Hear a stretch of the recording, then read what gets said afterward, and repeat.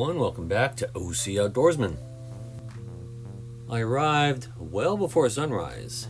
The other guys launched out of China Cove, so I'm off to meet them out on the water. First stop, the Newport Beach bait barge. As you can see, there wasn't too much traffic here, which was kind of nice. The bait barge at Dana Point can get pretty crowded.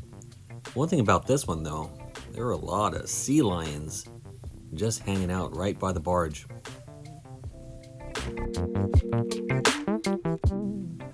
I found the rest of the guys just hanging out by the mouth of the harbor, and Quan already landed a 20-inch sand bass using a Colt sniper.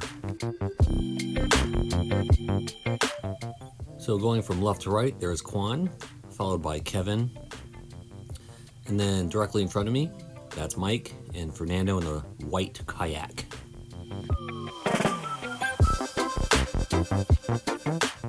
The first stop we hit was maybe a half a mile away from the harbor, and the first fish I land, of course, is a sand dab. Now, these fish are pretty small, but they're pretty good eating, kind of like mini halibut.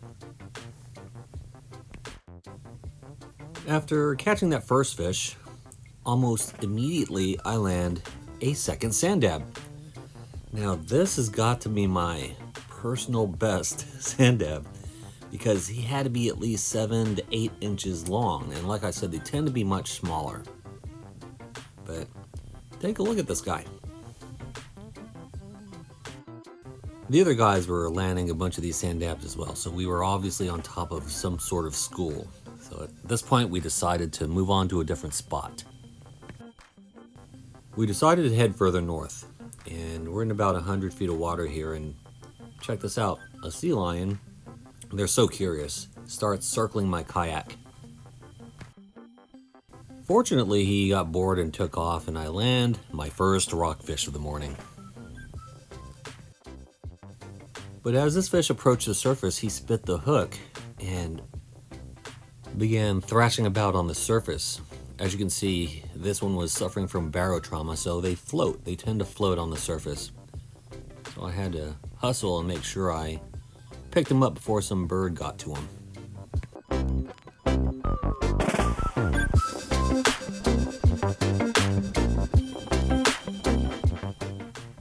Soon after that, my bait gets inhaled by a sculpin.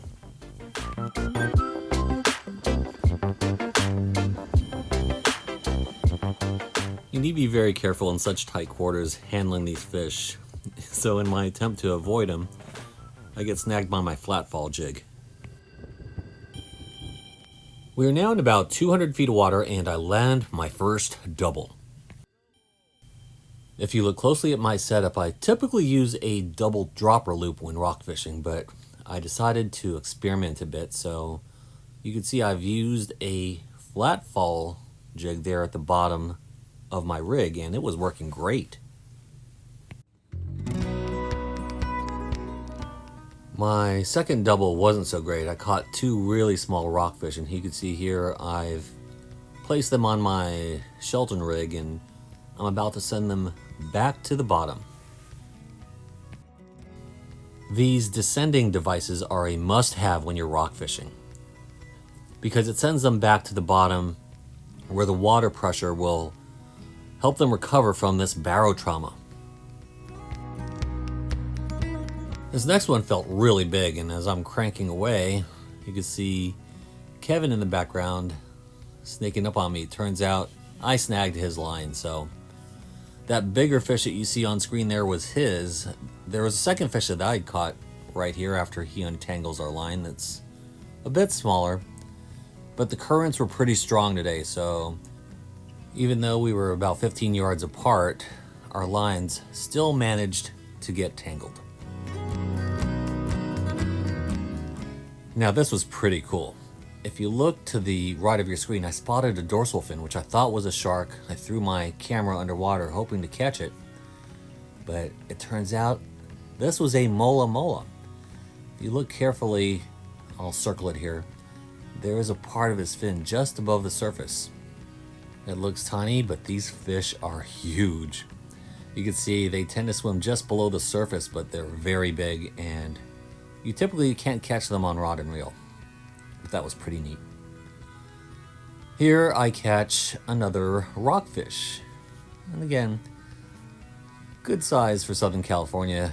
Up around the Central Coast, they get much, much bigger. This is how it went pretty much all day. We all caught our limits in rockfish. And I even caught this little croaker, which I ended up releasing.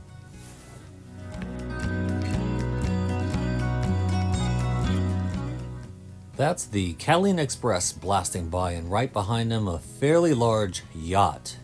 So just a reminder, whenever big boats like that pass by you, they create these tremendous wakes. So just be sure to point your bow into the direction of those wakes, and you should be fine.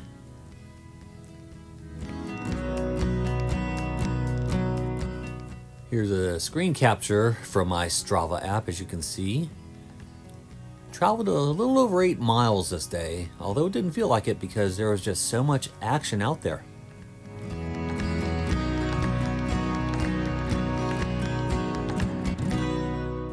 I forgot to mention earlier that the fishing did start off pretty slow in the morning. Aside from a few sand dabs and that really big sand bass that Quan caught, it was very slow. It wasn't until we found the structure and that school of fish that things really started to pick up. But here I am, bringing my kayak back to the truck. So I'd like to thank you today for watching, and if you haven't done so yet, please subscribe and do me a favor and give this video a thumbs up. Thanks again.